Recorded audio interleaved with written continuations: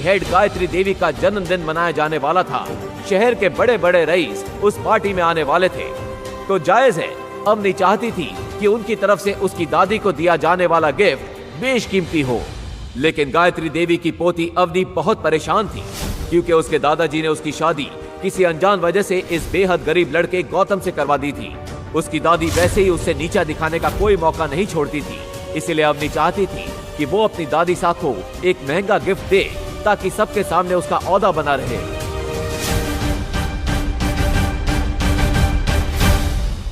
गायत्री देवी के गिफ्ट के बारे में सोचता हुआ आगे बढ़ ही रहा था कि अचानक पुलिस की टीम ने आकर उसे घेर लिया। धर लिया रे इस चोर ने। चोर? मैंने किया? मैंने कुछ नहीं चुराया। अच्छा, यही इंस्पेक्टर साहब जो शोरूम पे चक्कर लगा रहा था, इसी ने चोरी की है। दादी साहब का बर्थडे गिफ्ट लेने के लिए गौतम शहर की सबसे महंगी और लग्जरियस ज्वेलरी शॉप के सामने खड़ा था। ग्लास के पीछे चमक रहे करोड़ों के डायमंड नेकलेस को देखकर वो कुछ सोच ही रहा था कि तभी ओ भिखारी की औलाद, क्या देख रहे हैं यहाँ पे? एक एक जेवर 5 लाख से शुरू होती है। कहाँ से क्या पे? चल भाग यहाँ से। सिर्फ देख ही तो रहा हूँ, देखने के पैसे लगते हैं क्या? ये औकात है क्या देखने के? चल निकल। मैं तो सिर्फ सामने खड़ा था, मैंने कुछ नहीं चुराया। अच्छा, थाने चल, वहाँ के तेल भिगे डंडे तो उससे खुद उगलवा लेंगे कि तूने चोरी कैसे की और इतनी सी देर में हार किसने दे आया।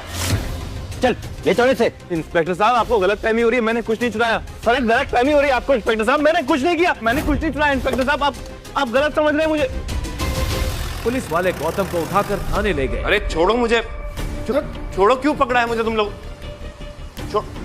छोड़ो। आप गलती कर रहे हैं सर।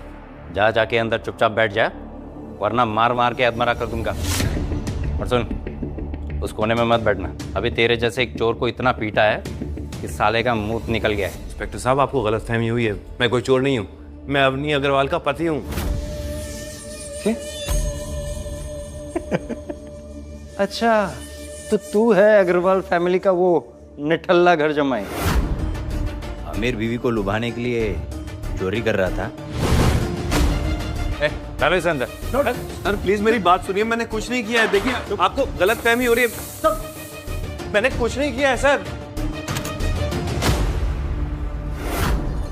हेलो अवनी मैम, अरे आप अपने रखेल जैसे पति को पैसे क्यों नहीं देते? यहाँ हमारा काम बढ़ जाता है। क्या हुआ इंस्पेक्टर? अरे आपका मन बहलाने के लिए आपका राजकुमार सुनार की दुकान से चोरी करता हुआ पकड़ा गया। What?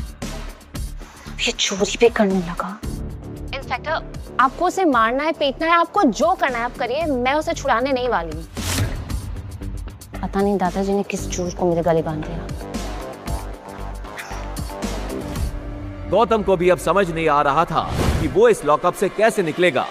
उधर इंस्पेक्टर भी उसकी एक भी बात सुनने को तैयार नहीं था और उसी से ज्वेलरी शॉप में चोरी हुई डायमंड नेकलेस निकलवाने के जिद पे अड़ा था।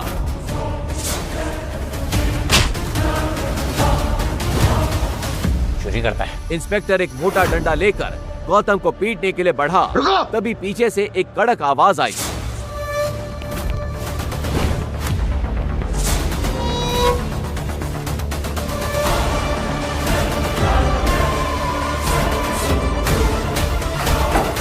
सर, तुम्हारी हिम्मत कैसे हुई?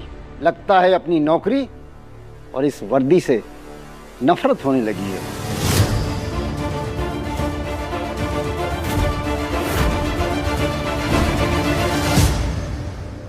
हुकुम, आपको यहां जो परेशानी हुई उसके लिए मैं आपसे माफी मांगता हूं।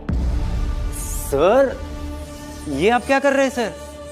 ये अग्रवाल फैमिली का आवारा सा घर जमाई है। सर, ये मित्तल सेठ की दुकान से हीरे का नेकलेस चोरी करते हुए पकड़ा गया है।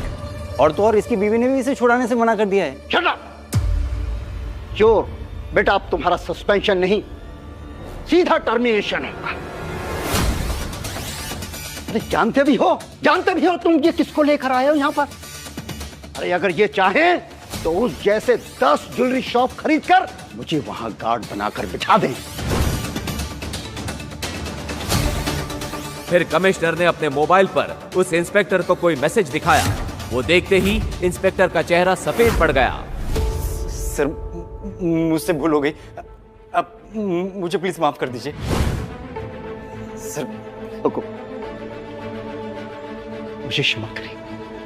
आइए मैं आपको अपनी गाड़ी से घर छोड़ देता हूँ। ठीक है, मैं ये सब भूल जाऊंगा, लेकिन एक शर्त पे। हुकुम। आपको भी मेरा ये राज भूलना होगा। मेरे इस राज के बारे में कानो कान किसी को खबर नहीं होनी चाहिए, खासकर मेरी बीवी को।